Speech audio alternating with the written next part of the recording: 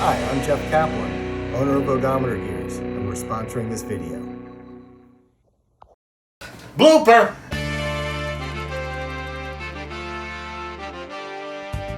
My name is James Cameron. No, not this James Cameron, this James Cameron. I grew up in Coney Island, Brooklyn, New York. I now live in Virginia. But before all of that, I had another passion. I loved Rolls-Royces. Well, a few years ago, I accomplished my dream. I purchased a 1985 Rolls-Royce Silver Spur. And that's where the nightmare began. But it was through trial and error that I discovered that there was a way to actually purchase these cars and maintain them that could save the buyer of future cars like this thousands of dollars. Now that is the sound of power. Let's take a trip. Come on, come along with me. I have now taken that knowledge and will now share it with you. My name is James Cameron, and I want to welcome you to the Rolls-Royce and Bentley University Buyer's Guide. Let's start class. Good to have you back, class. I'm here with Jeff Caplan, owner of Odometer Gears. I've known you now for about 5 months. We met before, and now we're going to be letting my class know what you do, why you do it, and also some of the other things that you have been involved in. Like, for example, you told me you've been involved with race cars, correct? Yes, sir, with endurance racing. Oh, what? I'm a novice. I'm not a NASCAR guy, so Right. what's The furthest reaches from NASCAR, Okay. what you can imagine. It's taking an old car, at least 15 years old or much older, preferably 30 years old, and putting a cage in it, putting a race seat, getting safety equipment, and going racing for anywhere from 8 hours to 24 hours straight. Really? Yes, sir. Well, I can tell you after 3 hours, I'm ready to go to sleep. But, so, obviously, that's not going to be for me. But that's interesting. So how long have you been involved in that? Probably about 4 or 5 years. Okay. And what got you involved in that? What made that come to you? I've always enjoyed older cars and driving them, and when I first got my first BMW, no offense to Rolls-Royce, Of course. I went out. Which, by the way, owns Rolls-Royce now. Now they do. So it's okay. Now they do. It's okay. Went out and took what they call a HPDE, which is a high performance driver's education school, where you take your street car on the track with an instructor and they show you how to really drive the car. Okay. So I went from that to instructing myself, being an instructor, taking the classes, getting enough hours in, and making you my student. And I sit in your car Right. and blindly go around a racetrack and hope we survive. That really sounds interesting. It really does. And then one day, a friend of mine, one of my customers up in Richmond, Bimmer Rescue, give him a sweet plug, he posted on Facebook, said, hey, we need some drivers for this event at Virginia International Raceway. Anybody interested in driving? I said, sure, absolutely. Let's see what happens. I've never done it before. What's the worst that could happen? Threw me in a 1984 733, an old 7 Series, full bar on the back, as in a real bar with a tap on it, everything. Every piece of wire that came in the factory was still in the car. Okay. Far from a race car. Sure. And we were out there racing race cars. Okay. And there's nothing more entertaining than a bar passing a real specced out, big whale tail wing, straight pipe muffler car, and I just pass him on the track. Really? Really? So we decide we don't care about winning, we care about having fun. Having fun, sure. Turning laps, driving, doing it safely, doing it with education, not doing it on the highway kind of thing. And you still are involved in that now? greatly involved. I'm going to be teaching a class at Virginia International Raceway in about 2-3 weeks. Okay. And I'm always out there. I'm at different tracks all around the country. Okay. Teaching. Now, I know we've talked about this time and time again, and he believes that no one is going to understand what he does. This little chariot can really run you around in circles. What's the trouble, Gary? Uh-oh, a modern Frankenstein. Because it is so different and so out there that it is hard for people to grasp. So, you know what? I'm just going to have him discuss Odometer Gears. Odometers and gears actually sounds better. You keep saying that, but I finally corrected you and got you straight. It sounds better, That's actually. not the name of the company. You know, get a new LLC. 6 months of listening to that. So, in any event, what I'm going to do is to let him not only say the correct name of his company, but also to talk about maybe the things that would be viable to all of you, and especially those of you that not only just have Rolls-Royces and Bentleys, which is obviously why you're attending my class, but also other cars that you might have. BMWs, Mercedes, Jaguars, those type of things, and let him discuss the situations with his company that could help you in various aspects. So, I'm going to let you explain. First, Odometer Gears Yes. Ltd. Is the full corporate name. Limited. Yes. Okay, just Yes. want to make sure LTD means limited. Right. And not the car LTD. We won't discuss what I don't do. Very little, but it's great we have this sitting on my desk. I have a nice broken speedometer here. We'll just leave that here. Mm-hmm. This is from an old 6 Series BMW. It just happened to be on my desk. Someone gave it to me. Mm-hmm. So what happens is people will reset the odometer and notice they leave the gas station and it doesn't turn anymore. Right.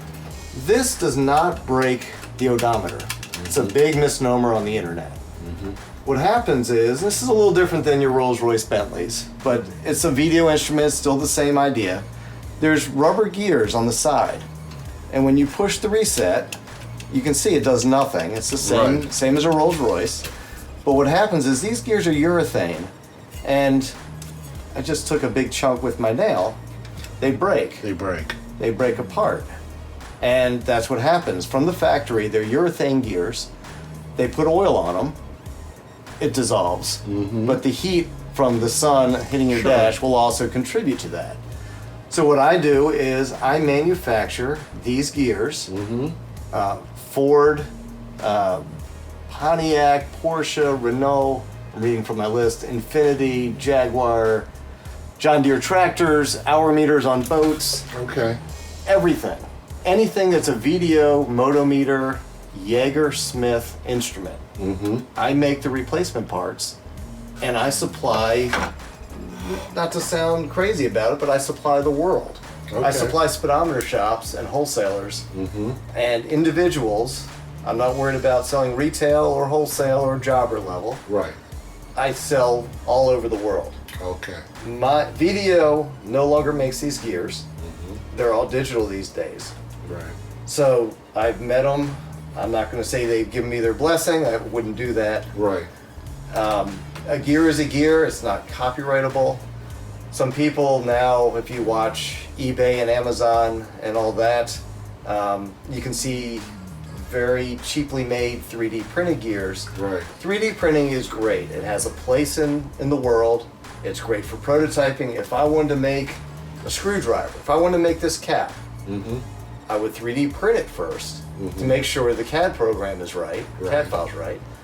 Then I would move it to a plastic injection machine. I would make the molds and go into production and make the part. Okay. Something like this can be made on a 3D printer. It's big, it's easy.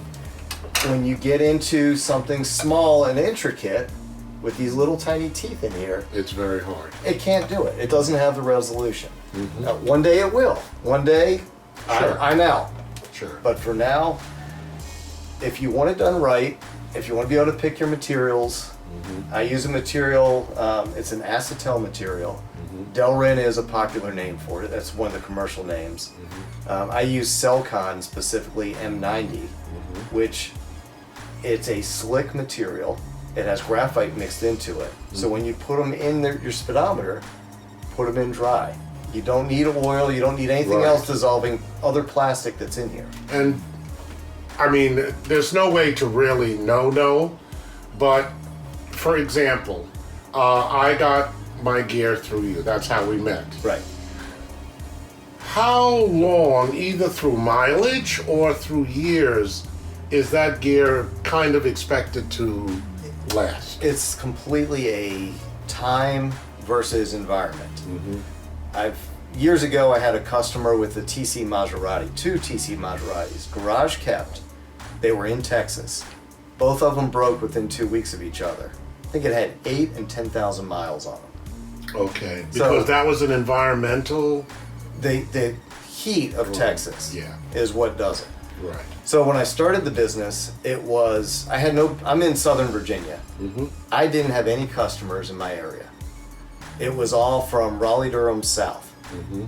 And through the years, through the decades, I'd like to thankfully say, my customers have climbed up. It's kind of started with like Canadians bringing their cars to Florida. Right. So I was selling to Canada, but yet it's a Florida car. Right. Again, environment. And you could track this whole breakdown of the material west and north as time went on. Right. Okay.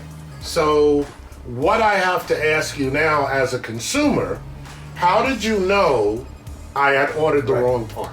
Right. There's about 5 or 6 different tooth counts for that type of speedometer. Okay.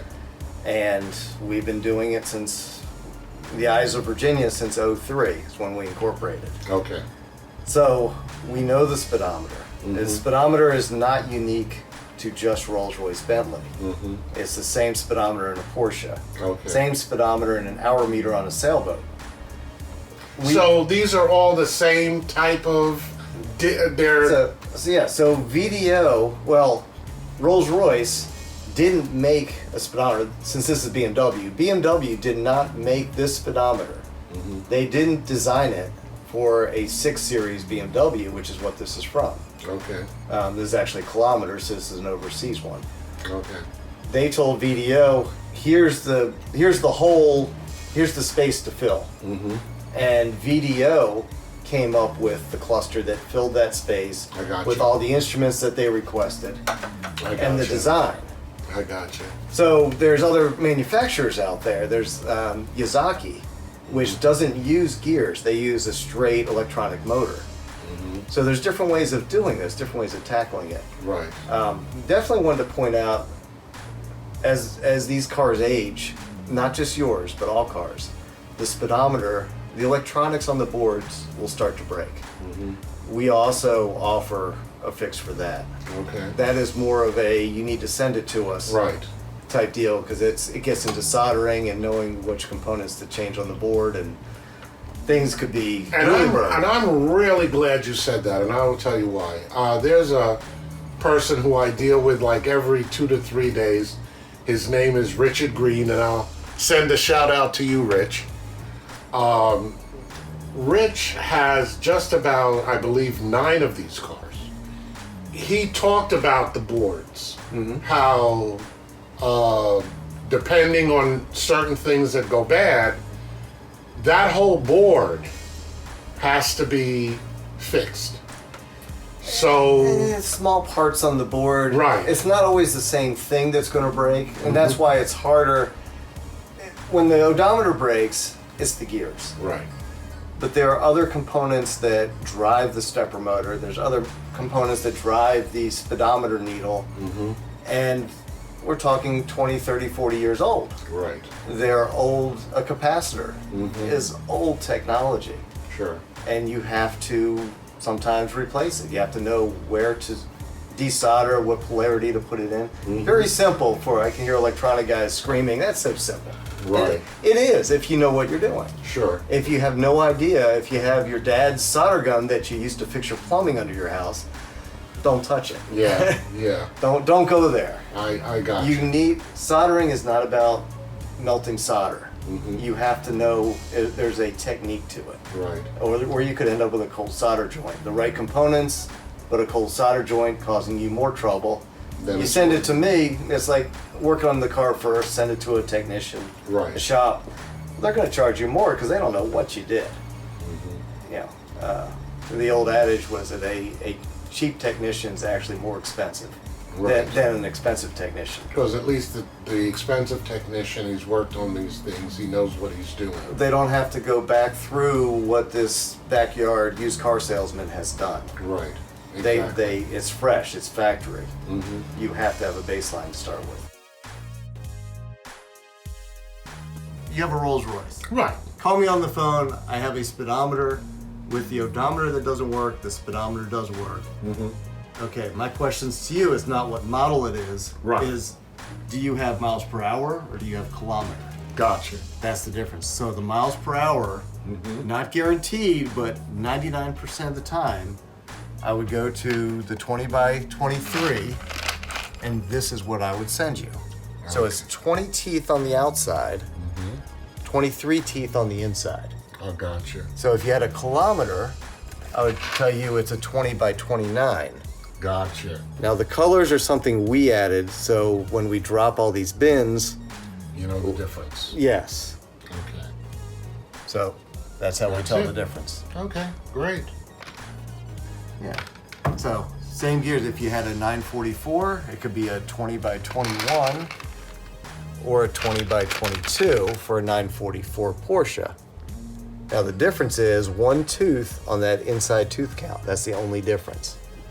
And so going to the Rolls-Royce, miles per hour, it's a 23. And again, this is why we made them all different colors, and I randomly picked different dyes when I made these parts. Gotcha. Okay.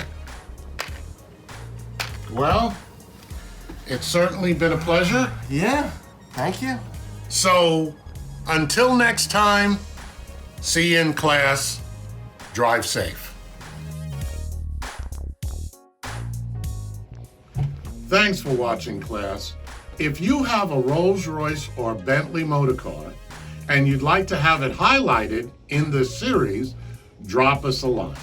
Also, we are starting a Patreon page. You can go to Patreon, look up Rolls and Bentley University, and you will find us to support our channel. And lastly, if you are coming to the Hampton Roads area and you'd like to take a historical tour in my 85 Rolls-Royce Silver Spur, also go to our email address, drop a line, and I will respond to you. Until next time, class, drive safe.